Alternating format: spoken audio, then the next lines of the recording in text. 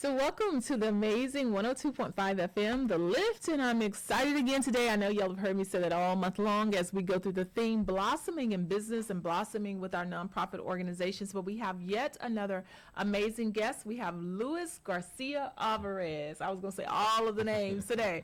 We have him in the studio with us for today. And so let's just jump right there, Luis, just this idea of someone's to ask, who are you, the person? Like before we get to org and all that stuff, just you, what matters to you? What's some of your foundational beliefs? Like, who are you, the person? So thank you for asking me that. So I'm an immigrant, first of all. I came from Mexico to the U.S. 20 years ago.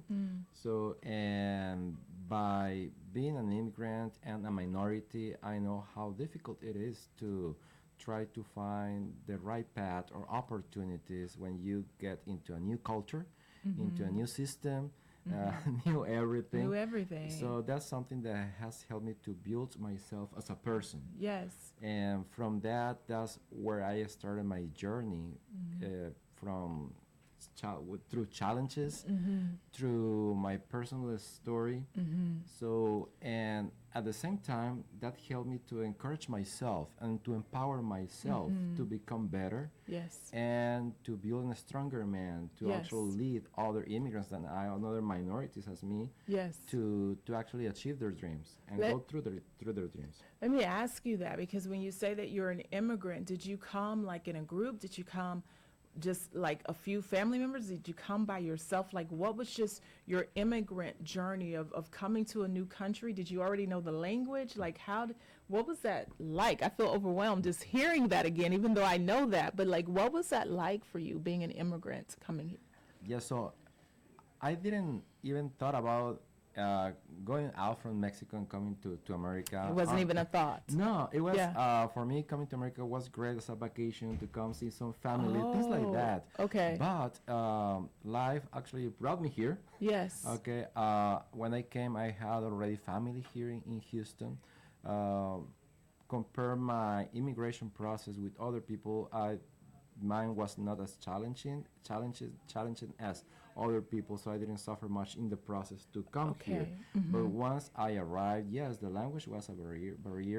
When I was Yes. in Mexico, I was taking English classes, and I Okay. thought I was able to speak English. But when I arrived, I found that I didn't understand anything, and people didn't understand me. You thought you were doing good while you were in Mexico speaking English, and you came over here and you're like, Exactly. So Right. by first breaking out the barrier of the language, yes, adapting to a new culture.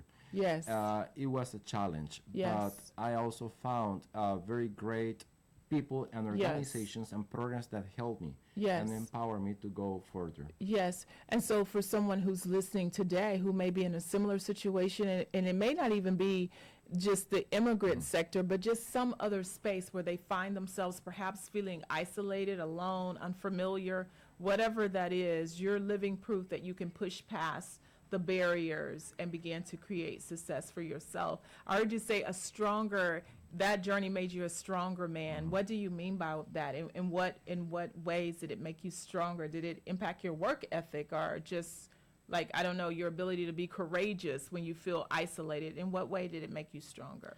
I think in many ways, we live in a very competitive world right now. Nowadays, things are not as used to be, not even 2 or 3 years ago. And it's still changing. It's demanding more from each one of us, not only in our skills, but also emotionally and mentally. Yes, And what's true. making me stronger is by going through challenges and proving myself that I can go through those challenges and Yes. proving myself that I'm capable to do things that I didn't imagine before. Yeah. It gives me the sense that I'm prepared for even bigger things, and that's Yeah. what it makes me more stronger to continue growing and to continue achieving or going for further goals, even that may other people think that is not possible. Inside of me, you think, and you start building that trust and that confidence that you can do whatever you want. That's so good. I mean, even even now listening to you, you said when you first came, nobody understood what you were saying. Well, you obviously kept working and pushing past that because I certainly understand what you. you're saying, and you understand what I'm saying. So, I mean, even something as simple as that, which is not simple. I mean, I'm not in any ways minimizing learning a second language, but what you're basically capturing for any of us who are listening is that things come and it has the opportunity to either break you or strengthen you. And you have allowed the hard things that you went through to not break you, but to strengthen you and to make you ready to do other things. So let's take that, all that is, and tell us about what organization you serve with or started. I don't know the exact roads to it, but how is all of what you have become, how's that represented or captured in what you now do with a nonprofit organization? Yes, so my journey led me to found the System for Education Empowerment and Success. I'm the founder.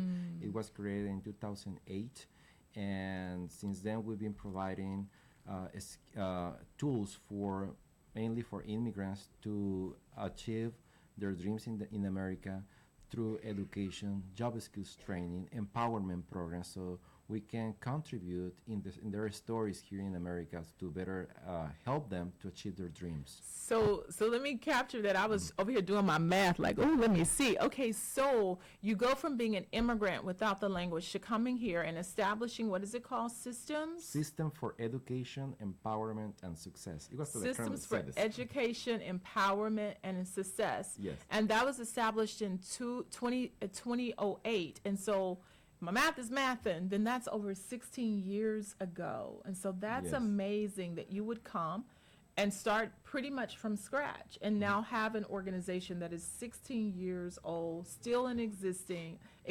You still obviously like the people. You're still trying to work with the people. You haven't given up on them yet. And so tell us, like what fills your heart, or how do you feel about really stepping back and realizing I was once this and now I'm doing this, and I've been doing it for 16 years to help people who were Yes. like who I used to be?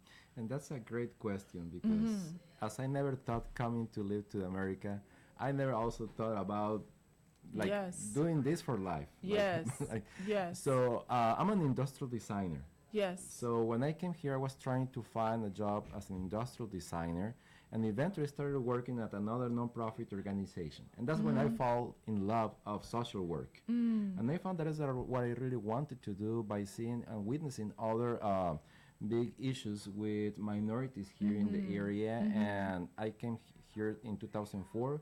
By 2008, I was creating or founding the System for Education, Empowerment, and Success. Wow.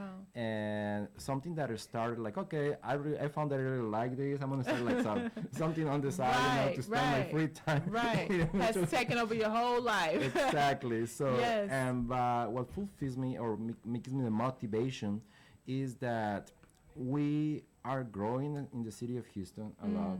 Yes. But within that, social issues are still growing. Yes. The more people we have, the more needs we have. Yes. And by seeing that we need more help out in the streets, there's more Yes. individuals that need a hand Yes. to help them. Yes. So that's what keeps me motivated to keep doing Keep this, doing this the work. Yes. So, Louis, we're going to take a break and we're going to come right back to talk a bit about what does that look like and what inspiration, tips, whatever you can give to other nonprofit and business leaders who are in the space where they're committed to what they're doing and they know that what they're doing, it matters, it's needed. So if you all keep it right here on the amazing 102.5 FM, we will be right back with Mr. Louis Garcia Alvarez. Now, I forget the long name of his org, but it's got something to do with systems and empowerment and education, and it's been here since 2008, so I know that he has some valuable input that he can give us. Y'all keep it right here. We'll be back shortly.